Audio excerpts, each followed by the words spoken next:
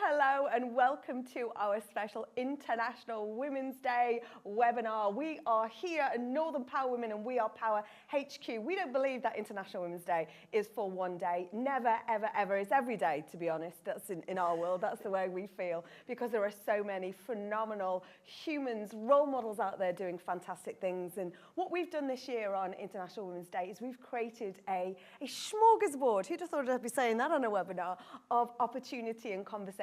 We've got a brilliant podcast series which is all about beyond the game, and we're focusing this year because of the phenomenal rise of women's sport and women's sports, shall we say.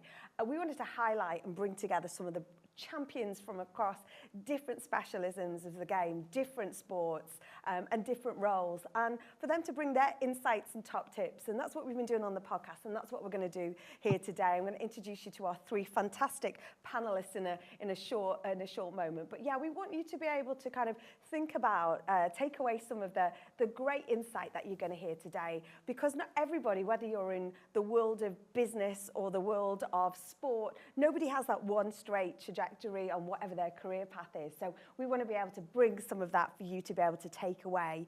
So without further ado, I'd like to introduce you to our wonderful panel. I'm going to start with you, Cherrie, here in the studio. I'm at MSP Studios here, just up the road from the brilliant Archie racecourse as well. So keeping that sporting theme in. I'm not too far from Everton Football Club, but we might not say too much about that because I'm not doing too well at the moment. Cherrie, welcome. Thank you for having me. I'm Cherrie Daley. I have had a long career in sport, elite sport, for about 20 odd years, which probably ages me a little bit. I was a sports psychologist originally by training. I've worked in Olympic sport, Paralympic sport, also a little bit of hockey, Welsh hockey, we can talk about that later, Susannah. And also I spent about 8 years in football with City Football Group, looking at their clubs around the world and their academy. And I'm a non-exec director at Rugby League, so a very northern sport. That is different shapes of balls all along the way there, isn't it? But I think that's the amazing thing, isn't it, about sport, that whole variety and diversity that goes into it, and being on one side and then being able to sort of traverse the route. Susannah from Connecticut and in the snow, welcome. Thank you so much for joining us on our special webinar today. No, thank you very much for having me. It's very snowy outside here, so I can imagine the weather back home is a lot better. But no, a little bit about me. So I'm a retired international hockey player. I was very fortunate to play for Great Britain and England 188 times, and very, very fortunate as well to win an Olympic gold and an Olympic bronze medal. And I'm now sort of on my next venture, which is why it's a delight to be a part of this panel, because my whole job pretty much is talking about sort of sport for social change, and being able to be on a panel with you guys and discuss sort of the ins and outs of how we create that change. That's my next venture and something that I'm very passionate about. Couldn't agree more. The whole point around social change and social impact, we all have that power, don't we? We've all got a superpower that we can use for good. So I think the more, the better. Thank you, Susannah. Thank you for braving, or not quite braving, staying inside out of the snow. Thank you so much. Archie, wonderful Archie, welcome. Thank you so much for joining us. Where are you today and what are you up to? Hi, Simone. Thanks for having me on the panel. I'm Archie Kalyana. I'm the diversity producer at BBC Sport Cricket. I'm currently in Sussex. We have no snow here. I'm literally praying for snow because I've got a ton of ski wear that I haven't had the opportunity to wear. So in Sussex, but BBC Sport, we're up in Manchester. I kind of trek up and down the country and everywhere where cricket is played, basically. So that's what I do, and it's lovely to be back again, Simone. I know we had our chat going back some time ago, didn't we, on a podcast? So yeah, thanks for having me. Absolutely, we were chatting about this just before we started, and please check out Archie's podcast on the Northern Power Women podcast. It was from the middle of last year. She was absolutely amazing, and thank you all. Thank you so much for joining us today. And I think there has been so much profile about women's sports and all sports, whether we're talking rugby, cricket, hockey, gymnastics, netball. It's phenomenal, isn't it? The wonderful role models you've got out there. And I think I referred to Everton earlier. People who've watched any of our webinars and podcasts sometimes see, I'll tilt my shoulders and go, oh, my poor Everton. I always wanted to play for Everton ladies when I was growing up, and it wasn't there. And it wasn't there because there wasn't the women's game, and there wasn't the sort of the kit that went with it and the infrastructure and the grassroots. It wasn't there for me in my day, aging myself. But I had a family around me always made me believe that I could, and I never got to play, but I'm still literally the armchair supporter. But those stereotypes that were there, how have you seen them knocked down? Because they clearly have been, otherwise we wouldn't have this phenomenal rise. Cherrie, what have you seen through your sort of different lenses, if you like? I mean, the easiest one to pick up on probably is the football one. Yeah. Kind of this phenomenal rise in recent times in the women's game and the Lionesses. And the kind of piece that I've seen, I think, change. I think some data came out actually recently that in 7 years they've doubled the number of women's and girls football teams in the country, which is huge. If I think back to when I started at City Football Group 2014, that's when Man City Women started. And they had a mantra then about change the perception of women's football. And they were still thinking about how can we get people to come to a stadium? How can we get people to turn up? How can we get people to take women's football seriously? That's a phenomenal shift in that time. And I think that's lots to feel positive about. And I think we've got to find the positives, haven't we? Because sometimes it's easy to focus. And that's not sort of actually also going away from the fact that we know there's a lot to do. Yeah. But what have you seen change, Susannah? What have you seen to sort of banish those stereotypes of you've 189 games? Oh, I wish it was 100. I wish it was that many. It was 188, just off. One more in the park later once the snow's gone. Oh, who knows? But look, for me, sort of growing up, that there wasn't really the role models. I think of the local role models that I had, and the biggest change that I can see, and I can credit sort of Archie for this, is that the media have had a big role to play in this. And I think as women, sometimes we really struggle to really shout about ourselves and say, look, we're great, we deserve to be on the telly, come and watch us. And we're almost very humble, and we don't really want to say it. And I think the media have done an exceptional job of putting us out there and raising our profile through the coverage, through the positive impact of speaking about us, and actually having more sport on TV. And the more that you see it, the more you want to do it. And I was actually having a conversation with someone yesterday about, as the classic sporty girl growing up, and why didn't I pick football, really, was the pretty much the conversation. And I didn't really, the role models I had in front of me at my local club when I was sort of 11, 12 years old, they weren't my sort of girls at the time. But now you have everyone where you can look at a different aspect, and you can have a role model in lots of different areas. And they're the small steps that are turning into big steps that we need to continue. It is, and I think the power of those role models. I met Archie way back. Oh gosh, where were we now? 2012-ish when we set up 10X Whitehall Women, and Archie, you were there doing the filming and the storytelling capture on the day. We created that back in the day because we wanted to have those role models unearthed and give people a platform and a stage and a voice. And Archie, that's where our journey started, isn't it? Have you seen the pace that these gender stereotypes have been, if you like, bulldozed down? Yeah, absolutely. And you know what? It's a really exciting time to be working in sport from a broadcasting point of view. It's changed so much. I've been in the industry 27 years now. And when I first started out, I mean, there were very few women in the industry, both in front of the camera and behind the camera as well. So I've seen that change and that rise. And it's been a real concerted effort. There's days when women like myself who work in the industry, we still feel like it's a big mountain to climb.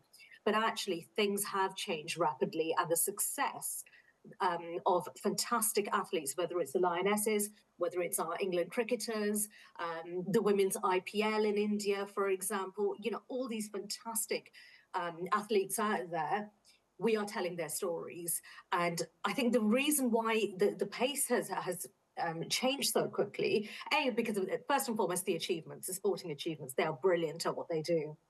But secondly, as content makers, as journalists, as producers, directors, the work that we do, we are telling authentic stories. We have access to the stories. We've always had the access to the stories, but actually now women are in leadership positions, making editorial decisions. And when women are given those opportunities, then things change, then things progress. And it's something, you know me very well, Simone, I've always got to be in my bonnet until you get us to that level where we are in positions where we make key editorial decisions. That's the only way our sporting broadcasting landscape will change. And it's changed. It's changed from when I started. And it's a fantastic time to be an athlete, to be in the industry, in any capacity. There's that, I don't know how to describe it. There's like a real energy. There's a real energy. It's like no other industry. Obviously, I'm biased. You know, we're all biased on this panel.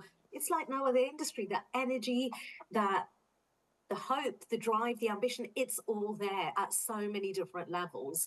And I think we've just got to collectively always have each other's backs, support other women, build those ladders and keep that momentum going. And the media play a huge role in that. We're proud to do this. And sorry, but that sounded like a politician. We're proud to serve our audience. We are indeed. And I really genuinely mean that. I genuinely mean that.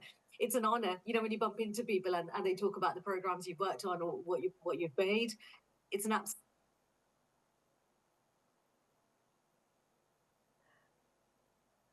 advantage. We've worked hard to get where we are, and we will always create that special place for other women to follow us. And I think if there's many of us doing a long way to go, isn't there? There's still more we can achieve. And here we go, perfect example there. I had a cricketer's biography. I did change that actually. I thought, no, today's the right day to have that biography over there. So and it is, there's so many different stories across, and you're seeing it, aren't you, week in, week out on mainstream TV. And you talked, Archie, about having people, until you've got someone at every level. That is absolutely the flag you're flying, making those editorial decisions. Susannah, you talked about the media as well. What else would you like to see, or you think that the media can maybe do more of, you know, or is already happening?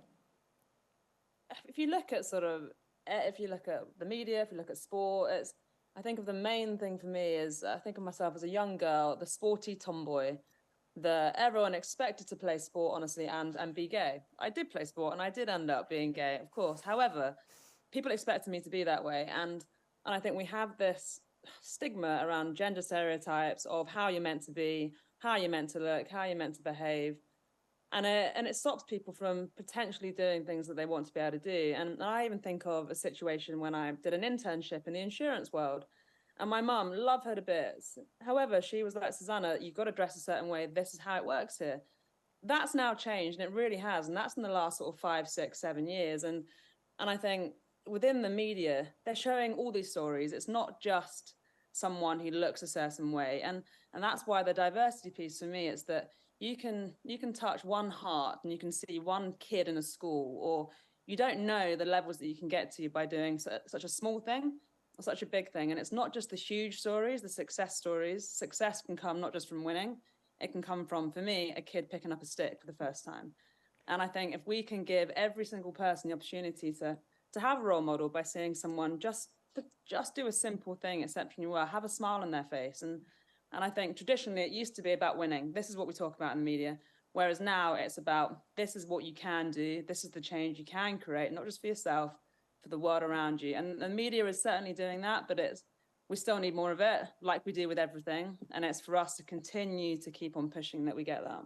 I think it is. It's just that consistency, isn't it? We need to keep on with that narrative, keep on with that story. I interviewed on the podcast Natasha Jonas, the boxer, and you know, I hadn't realised she started playing football, went to America, and then got injured, came back, and it was just disaster for a few years. It was just disaster for her until that one person went, come and try women's boxing. Oh, that's not really for me, not for me. It's the role models, it's the door openers, it's the storytellers, isn't it? That's what makes us be what we believe we can. So we're talking about it's not just the physical challenges, it's the mental challenges, isn't it, that come with sport as well. And this has been your world.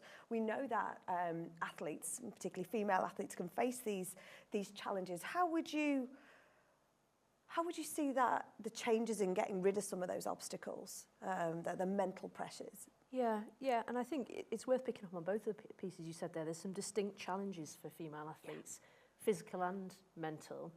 And I was thinking about this, and I was thinking, you know, actually the physical challenges, none of them are new. So, example, women's health, menstrual cycles, that's always been happening since the dawn of time, and certainly since females have been taking part in sport. But there is a huge step change in terms of understanding, research, kind of activism around raising awareness around women's health. And that is starting now to kind of bleed into elite sport environments in a really positive way. And I think some of that is about kind of arming lots of the people involved in elite sport and around women's teams and women's athletes with both information and data, but also confidence to go and have conversations. Because I think, I'm thinking of my career. I was involved in sports and we were tracking, when it was women's sports, we might have been tracking and asking them to track their cycles. But the male coaches weren't going near having a conversation with anybody about it. So they weren't doing anything with that. There's the kind of real recent focus on ACL injuries and kind of the risk factors for female ACL injuries.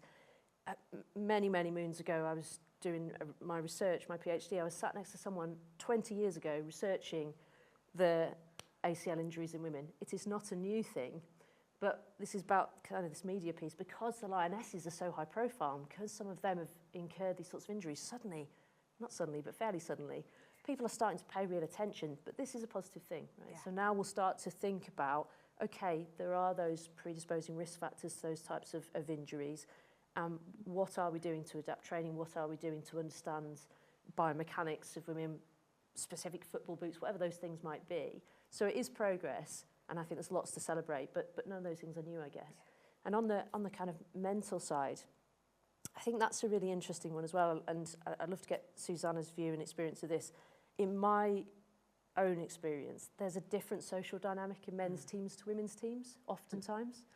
And that's something I think where you, particularly in sports that have been historically, traditionally men's sports, rugby, football, cricket, where you might have male coaches and male staff teams, and 10 years ago, maybe exclusively male coaching teams, they're just kind of overlaying what they know about groups of men. That'll work. The lads love this.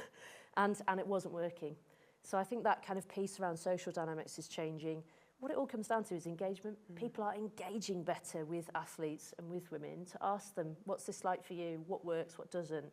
And stopping this kind of overlay of, this is our view of what the sport is, which historically was often what a men's sport might be, and just kind of sticking it on and going, that'll work.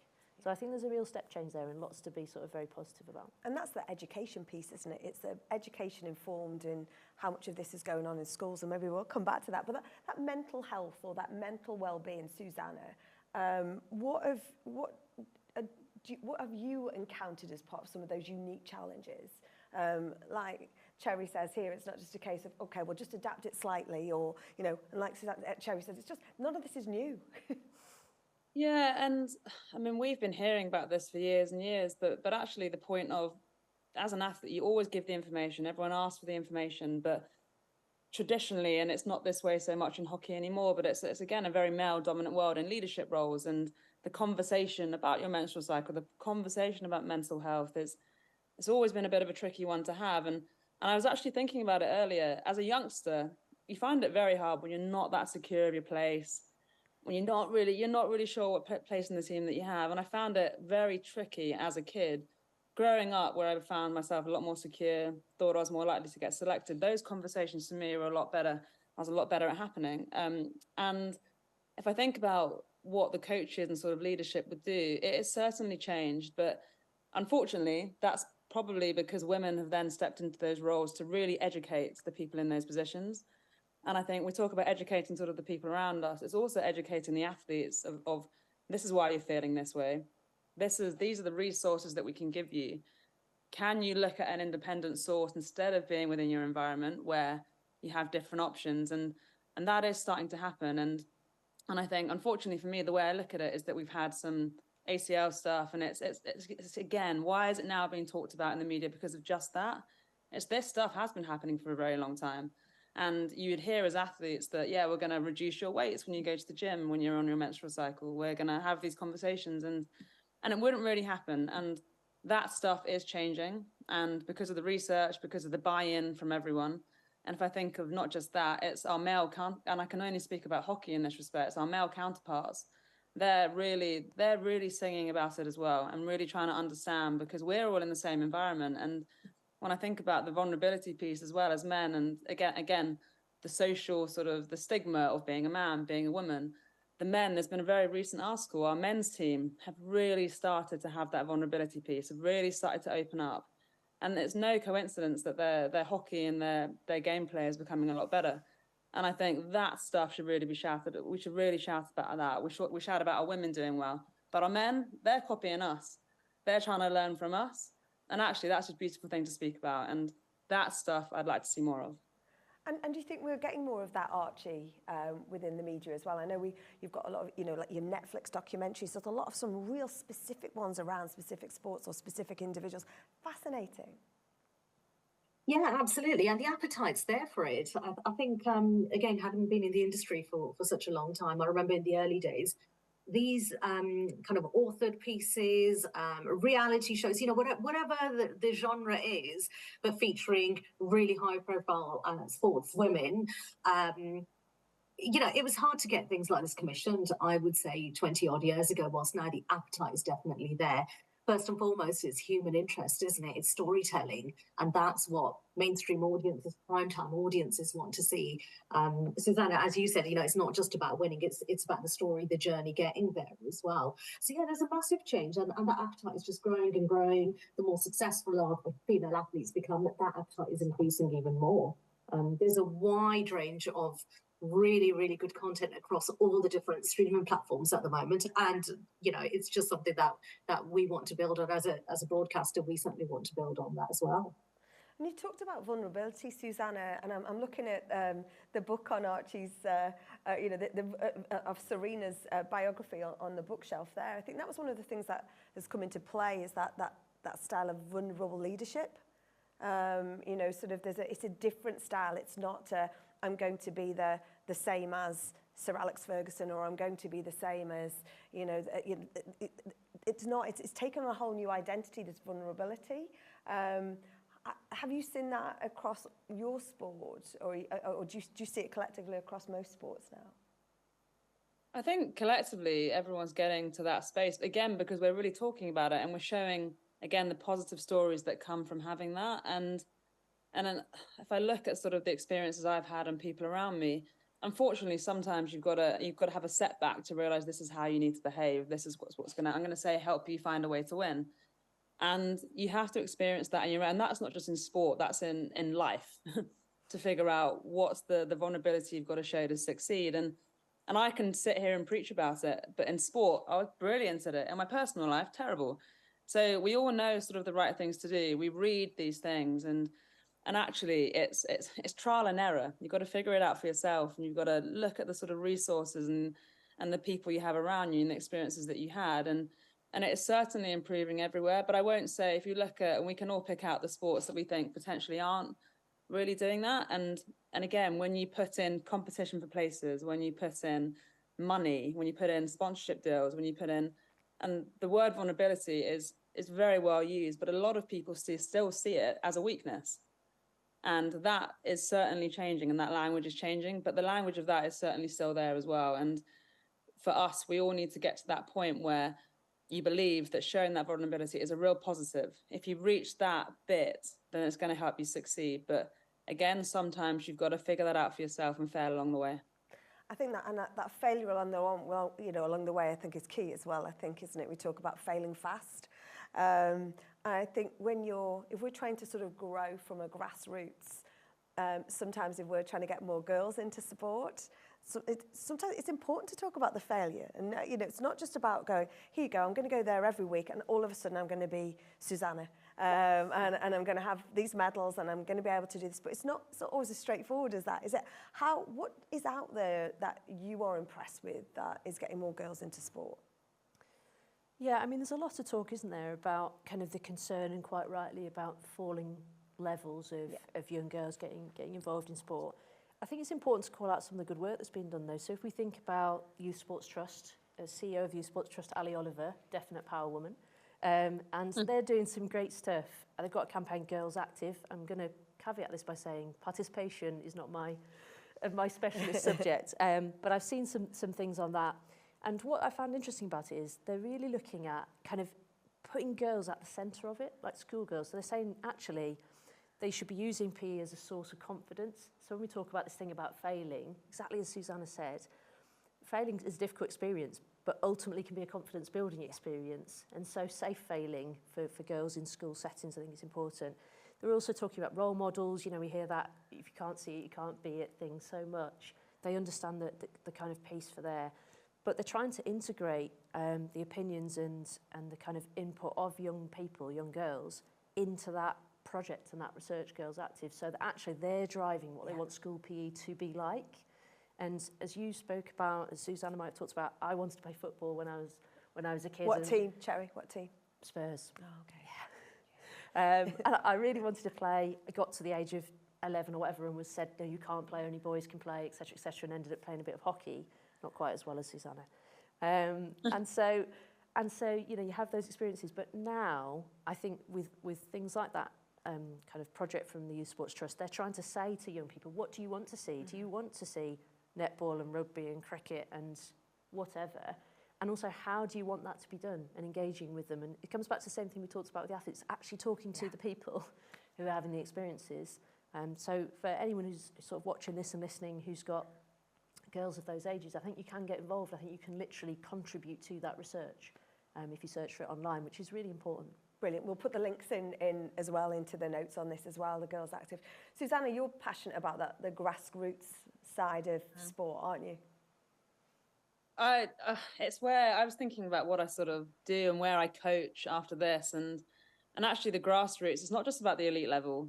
We think about someone picks up a hockey stick or kicks a football and they're going to go to a world, but actually it's good enough if they just go home with a smile on their face. And that's the impact that we really have to look at. And for me, why did I play sport? Honestly, why did I play at elite level? Because I just had a really good time with my friends. The Olympics, winning medals, incredible.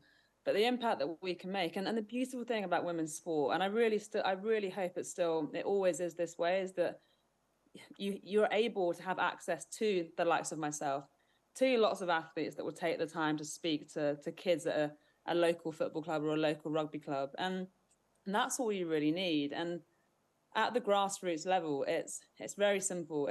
You want them to feel inclusive. You want them to have a smile on their face.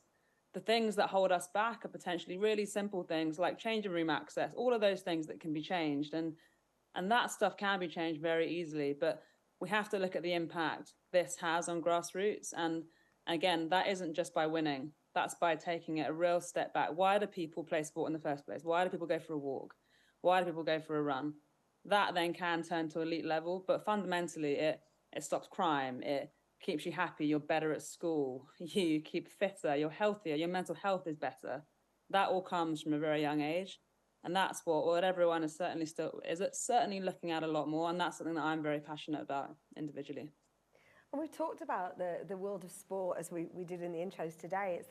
It's the both on the field of play, behind the scenes, behind the camera. How do we widen that participation in whether it be broadcast, whether it be all the world of the business of sport, Archie? What could we be doing there to get more women into those roles, those, what you call, I suppose, those stakeholder roles, those support roles that can't do it without the people behind the camera or the physios or the nutritionists? There's so much, isn't it, that goes on? It takes a village, doesn't it? It does take a village, absolutely. And, you know, there's so much out there that, you know, I do sometimes sort of sit back and think, what would it be like being a 12-year-old girl now who was desperate to play football, just like everyone else, but there were no opportunities? And I remember as a teenager thinking, no, I want to be a TV reporter. I want to report on sport. And there was nothing there. So now I think, you know, there's so much out there that girls can see, so many great role models. From a BBC point of view, we have Barbara Slater. She's just about to finish her service after 40 years, first female director in sport. And I remember in my early career looking at somebody like that thinking, wow, she's a former gymnast and she's in charge of BBC Sport. Wow, how amazing. And following her career, then when I got to work for her, obviously that's just been amazing. I think for us, it's about taking legacies such as Barbara Slater forward. And certainly from a BBC Sport point of view, we're at 40% at the moment. Now, I'm going to fly the flag, and I'm unashamedly going to say this. I don't know if there are other sports broadcasters who can claim that they've got 40% of women working in their division. And that's something we're really, really proud of.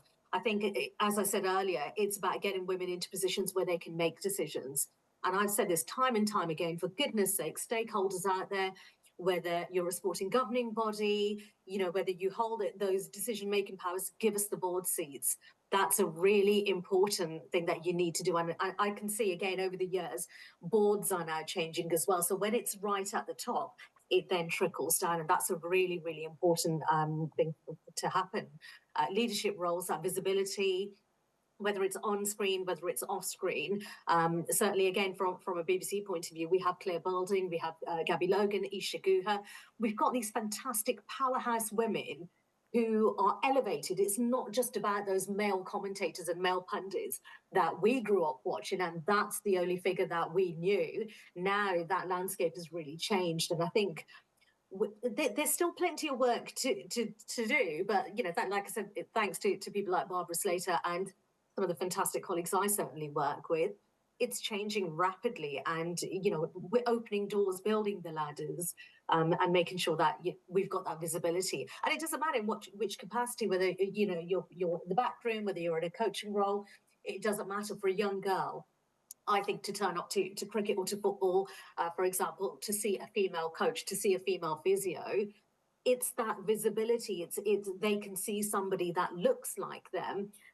Who will have that empathy, who will have that diversity of thought and just way of dealing with girls and some of the issues that they may face. It's having all of that as visibility, and I'm very hot on that. I'm always pushing for that, big time, at every single level. Yeah. So we can level up the boardrooms, we can level up. How do we level up the money, Susannah? How do we level up the pay, the sponsorship? All this eye rolling everywhere going on now. Honestly, it's something I really struggle with, because from a very personal level, I think of my own examples, and actually my sport is very good in a sense with our governing body. So Great Britain Hockey, the more successful you are, the more you get paid, because you hit a bracket with UK sport. So it's a very fair playing field.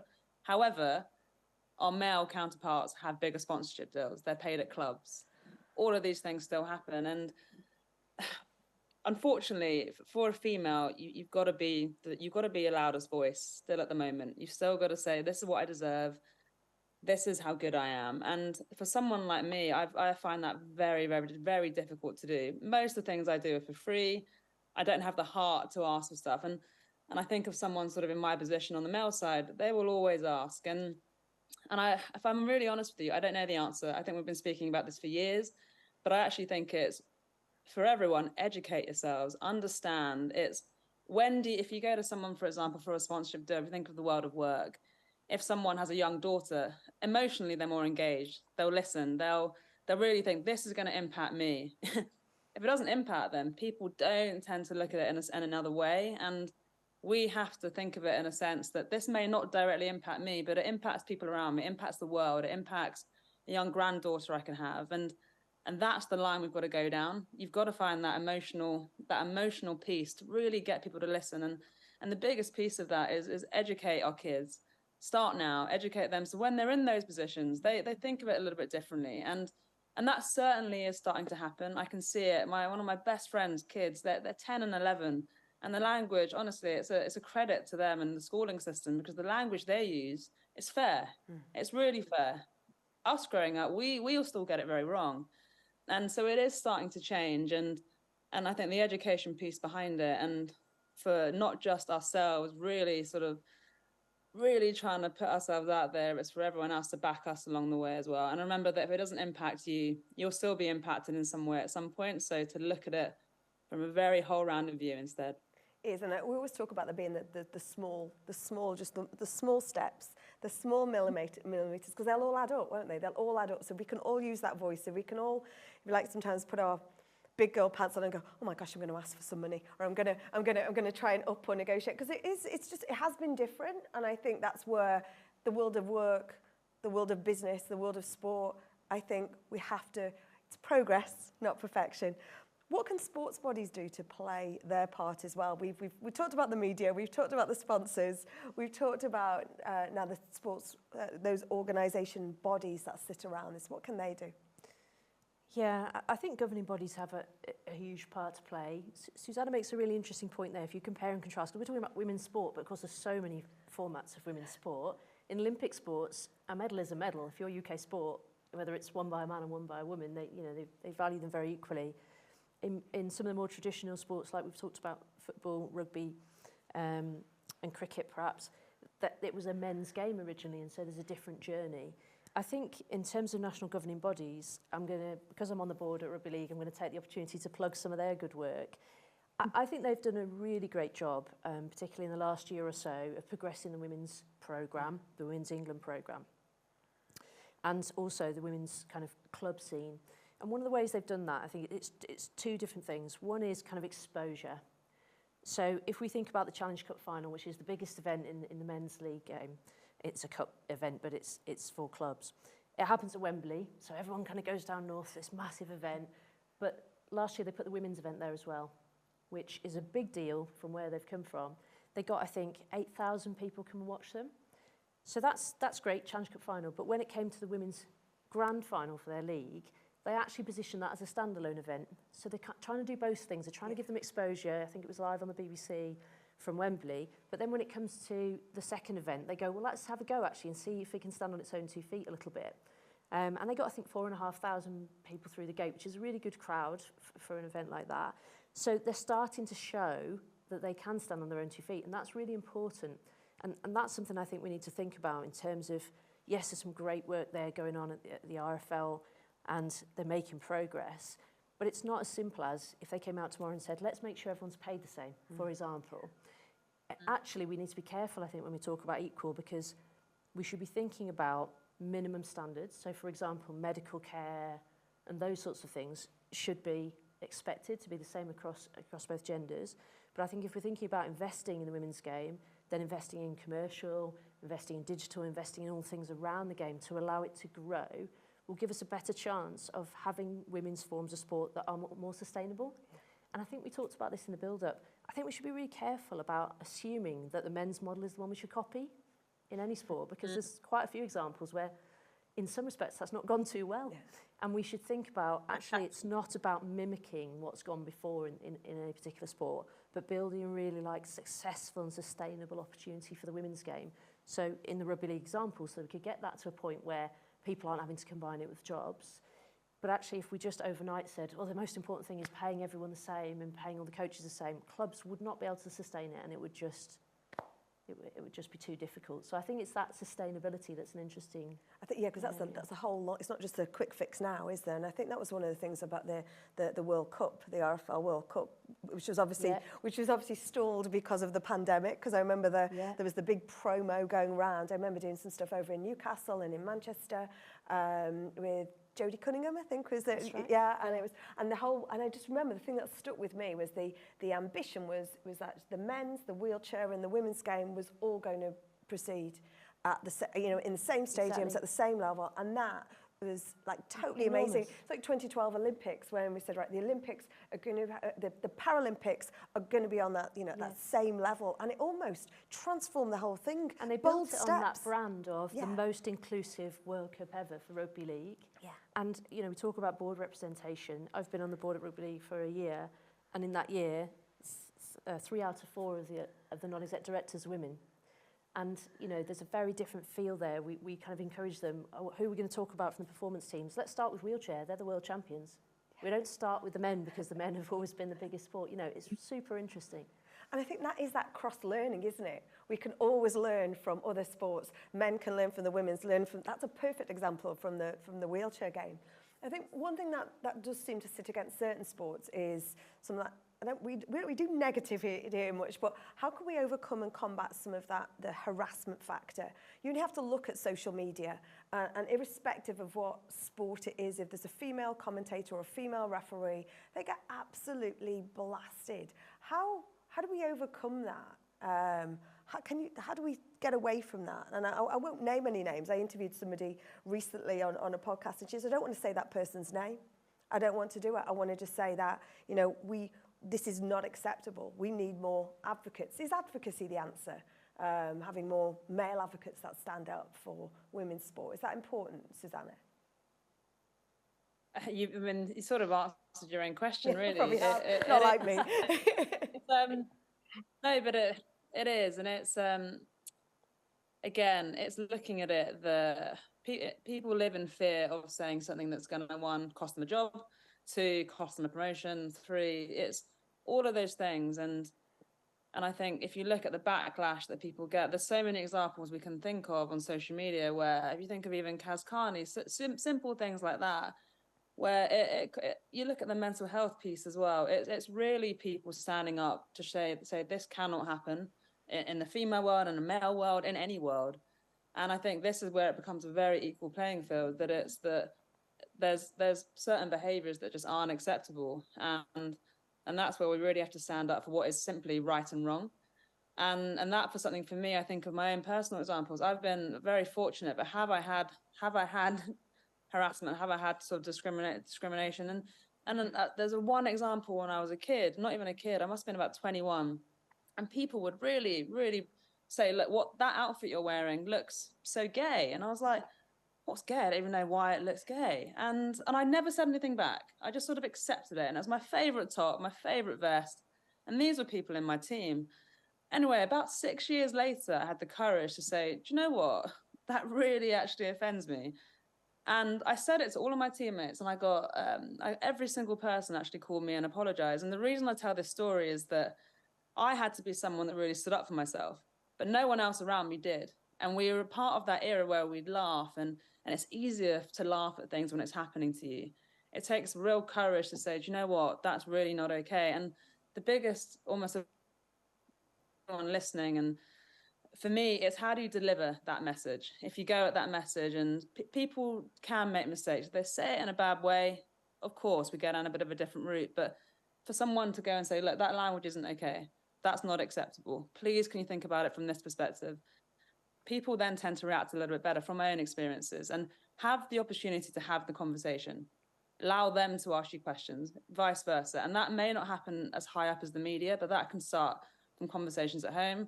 Think of things, all of us can think of things with our parents, with our grandparents.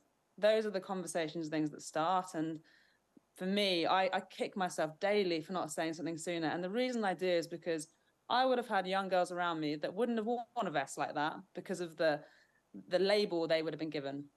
And that was the biggest lesson I could have learned from a very young age. And that's why, simply for me, I will always say something now, not because of how it necessarily affects me, but that one person that could be an earshot that could listen, that can change their life. And that's how we've got to look at it.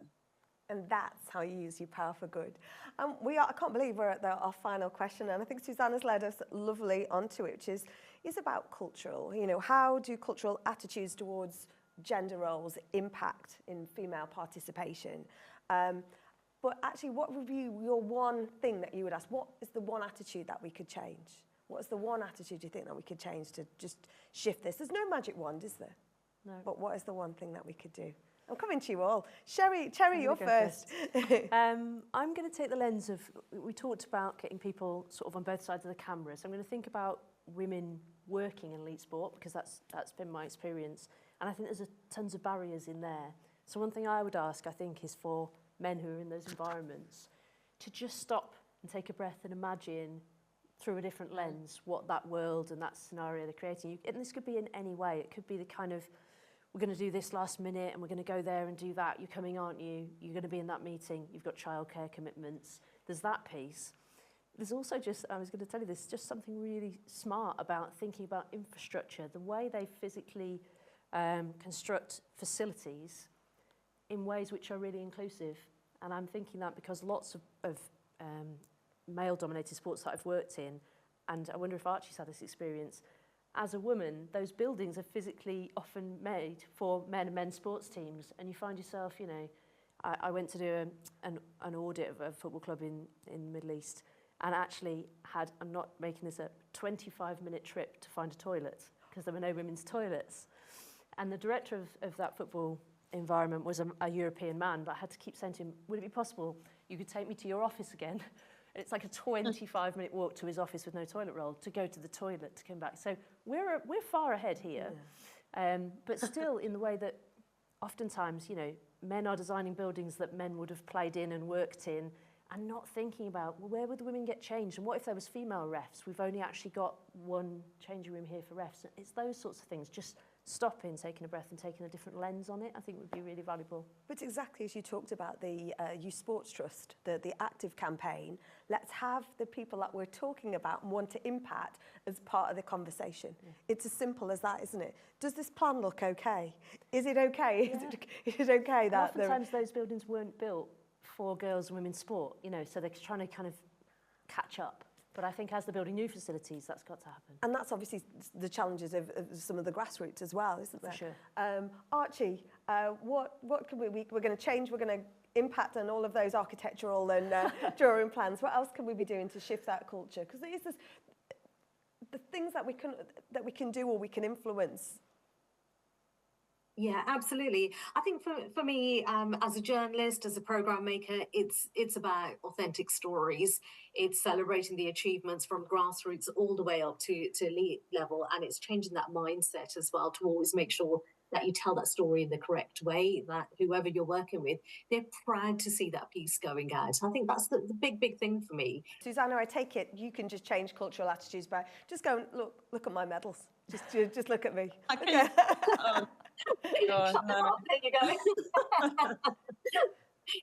No, I think of, I mean, to echo what's been said, but in a very simple way, fill out stadiums. On a weekend, take your kids. Go and watch sport. Don't sit there and compare it to the male equivalent because they're different. Look at it differently. Buy the merchandise and celebrate it. I go and watch Dulwich Hamlets sometimes on a Sunday. The reason I go is because they let my dog watch as well. And simple things like that, we look at little changes. And for everyone that sort of owns these organizations, find a way to really bring people through the door and find the experience that they want and celebrate it for the unique thing that they're watching. And we've certainly got into the habit. And I think of women's sport, especially in hockey, I think if you look at men's hockey and women's hockey, they're very different games. If you've got people watching it that potentially aren't educated, it's tricky because they compare it.